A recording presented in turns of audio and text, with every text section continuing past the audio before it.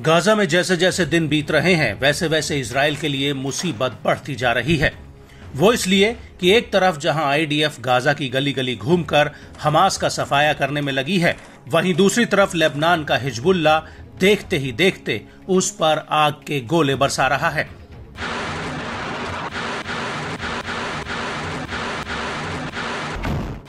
Hezbollah के पास Israeli सैन्य अड्डों की खुफिया जानकारी अब पहुंच चुकी है, जिसके दम पर वो लगातार इजराइल में बने आईडीएफ के ठिकानों को दहला रहा है। हालांकि इजरायली सेना फिलहाल बचाव की मुद्रा में नजर आ रही है। वो हिजबुल्ला के हमलों का या तो जवाब दे रही है या फिर उन्हें रोकने की कोशिश कर रही है।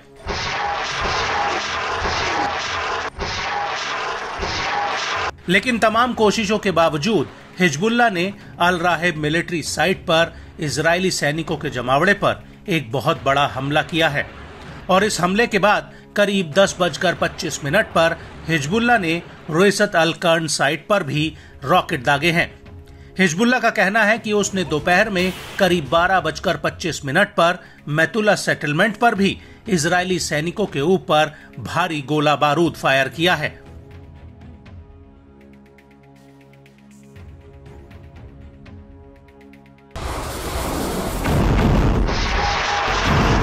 इन हमलों को लेकर इजरायली मीडिया का कहना है कि शलोमी और पश्चिमी अल जलील के बीच एक रिहायशी इमारत पर एक रॉकेट गिरने से वहां आग लग गई और एक रॉकेट अरब आरामशाह में जाकर गिरा है, जिसके बाद शाम होते होते हिजबुल्ला ने अल इबाद मिलिट्री साइट पर भी एक बड़ा हमला कर दिया।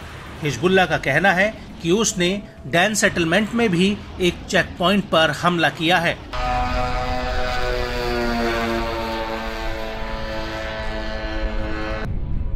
और इसके बाद हिजबुल्ला के लड़ाकों ने आईडीएफ की 146वीं डिवीजन के हेडक्वार्टर पर अबीरिम में कत्यूशा रॉकेट्स का एक जत्था फायर कर दिया और इस हमले के बाद जापीरा बैरिक्स पर हिजबुल्ला ने कत्यूशा रॉकेट का एक जत्था फायर किया और इस हमले के तुरंत बाद हिजबुल्ला ने मेतात बैरिक में बने आईडीएफ की इंटेलिजेंस यूनिट 8200 पर भी रॉकेट्स का एक पूरा जत्था फायर कर दिया है।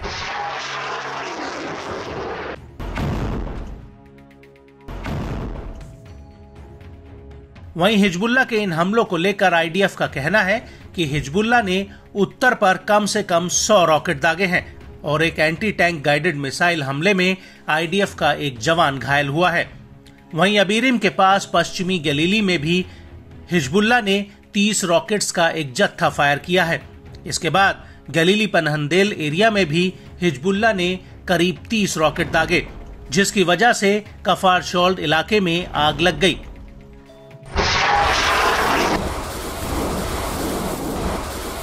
इजरायली सेना का कहना है कि रॉकेट हमले की दूसरी लहर में करीब 30 रॉकेट अरब अल आरामशे इलाके में गिरे, जबकि 10 रॉकेट मतात इलाके पर दागे गए। इनमें से कई रॉकेट खुले इलाके में जा गिरे, जिनमें कोई हताहत नहीं हुआ है।